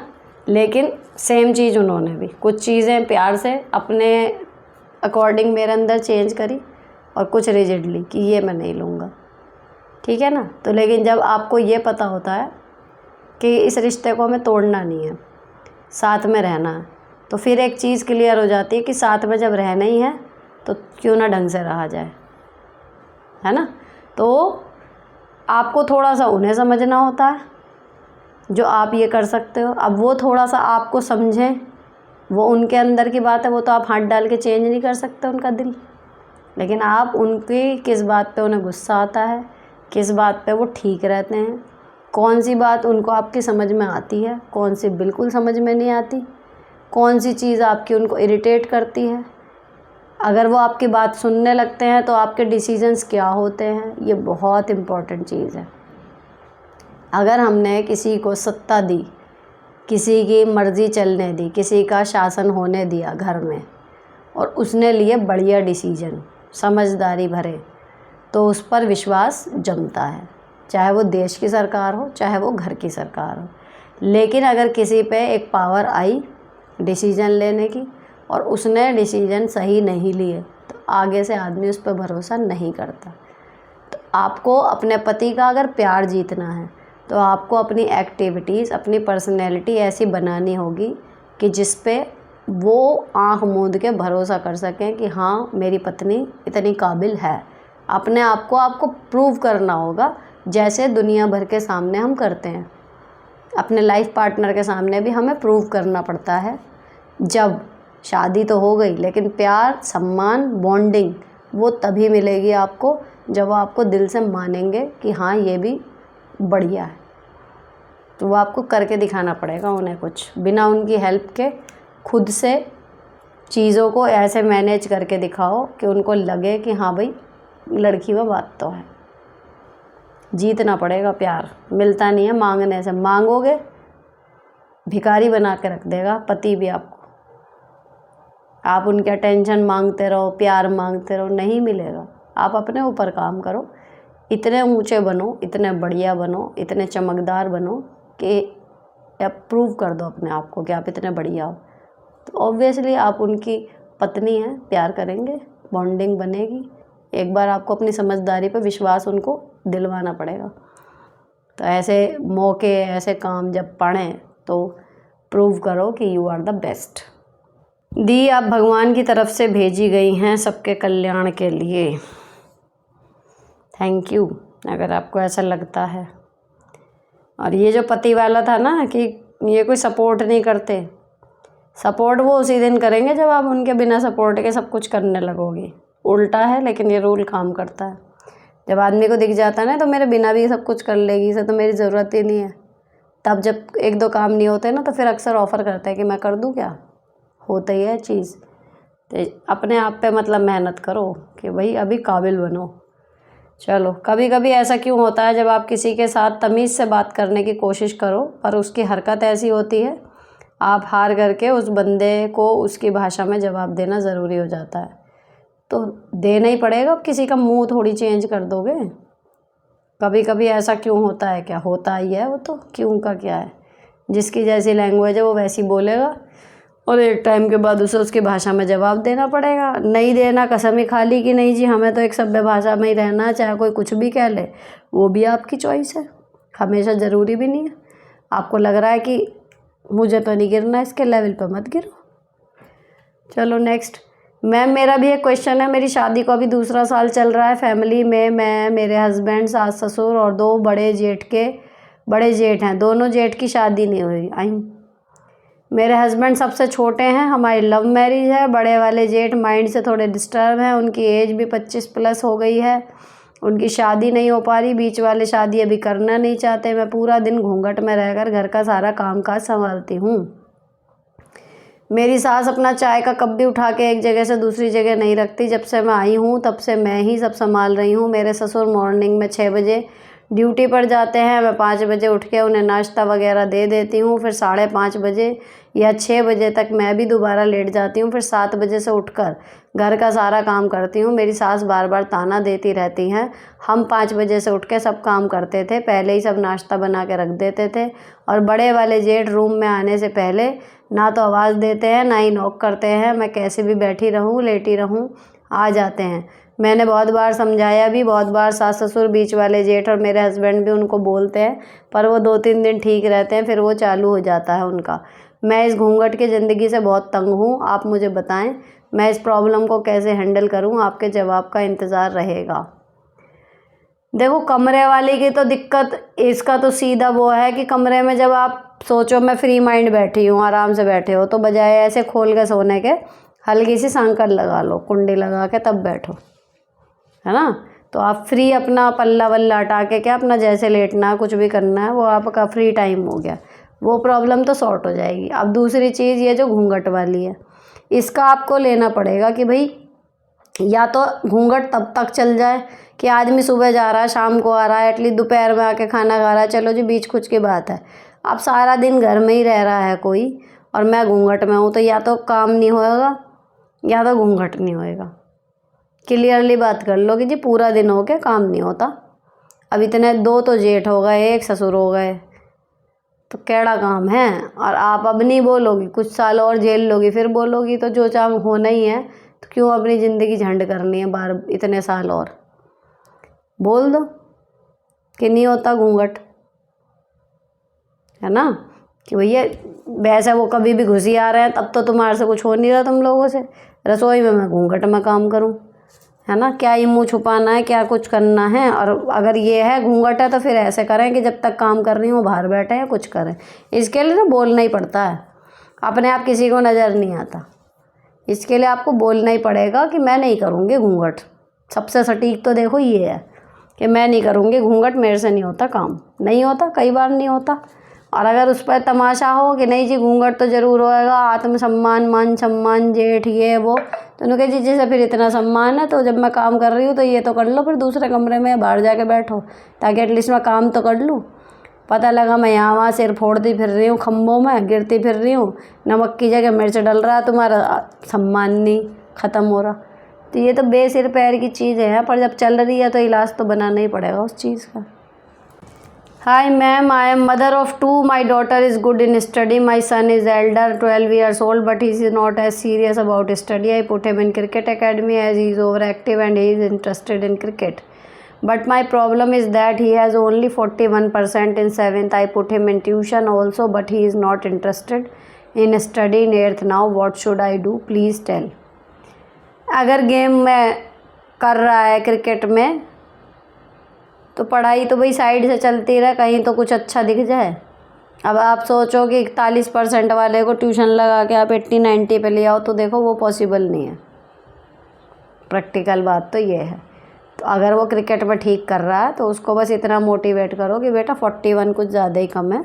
अगर तू कल को क्रिकेट में भी कुछ बन गया तो आगे बड़े लेवल पे खेलेगा, पढ़े लिखे खिलाड़ियों के साथ भी जाएगा, विदेश भी जाएगा, तो क्या बताएगा 8वीं फेल हूँ। इतना तो कर ले कि एक बताने लायक एजुकेशन सी हो जाए तेरी। इस तरीके से समझाना तो उसे भी ये लगेगा कि अच्छा बस इतने की उम्मीद है, चलो इतना तो कर लेता हूँ, तो मैं भी कर ले, है ना। कि उसे बोलो भाई 60-70 तो कर ले, कम से कम 12वीं तक तो पढ़ ले, इतना तो कर ले, बाकी मेन तो अपना वो कर ले कि क्रिकेट में ही खेलना। इस तरीके से समझाओ, जब उसे लगेगा ना कि पूरा पढ़ नहीं है, इतना ही करना है, तो शायद ट्रैक पे आ जाए। नेक्स्ट, हेलो दीदी, आपने घर पर शॉप खोलने का सुझाव दिया था, ये अच्छा तो है, पर मैं अपने घर पर नहीं रहती हूँ, अपने परिवार के साथ एक सरकारी क्वार्टर में रहती हूँ, यहाँ शॉप खोलना अलाउ नहीं है। बहुत अच्छी आर्ट कर सकती हूँ मैं, अपना यूट्यूब चैनल बनाना चाहती हूँ, पर मैं ये सोच रही हूँ शुरू कहाँ से करूँ, क्या मेरा चैनल मोनेटाइज होगा या नहीं, इनके बारे में कुछ बताइए ना दी।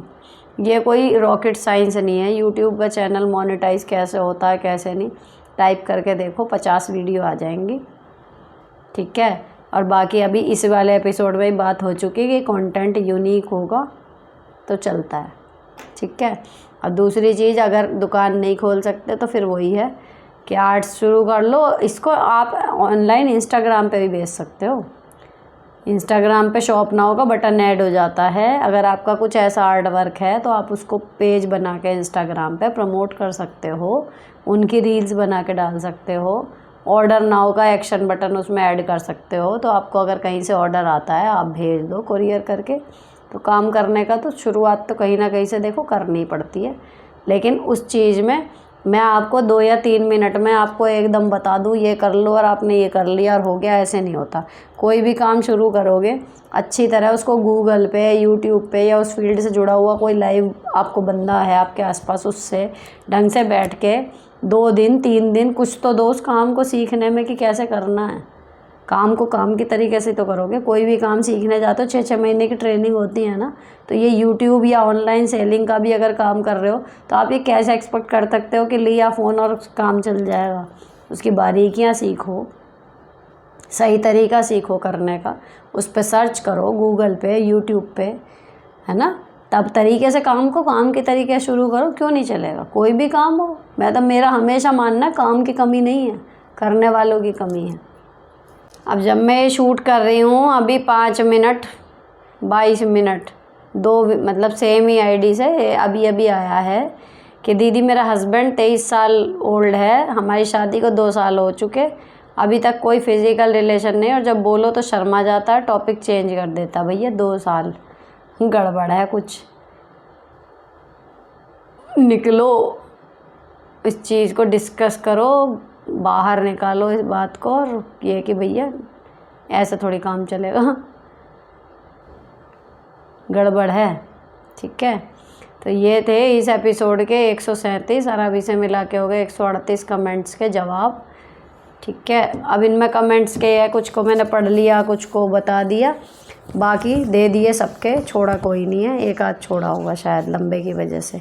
फ़िलहाल ये एपिसोड यहीं पर ख़त्म होता है। अगर ये जवाब और इनसे ओवरकम करने वाली स्टोरीज़ आपको पसंद आ रही हो, आपके पास ऐसी क्वेरी हो, आपकी किसी सहेली या किसी भी आसपास के बंदे के साथ ऐसी कोई छोटी मोटी या इस तरीके की कोई प्रॉब्लम आ रही हो, तो आप उनकी तरफ से भी कमेंट कर सकते हैं, या अपनी कोई प्रॉब्लम है वो कर सकते हो, कोशिश करूँगी उसका हल देने की, ठीक है।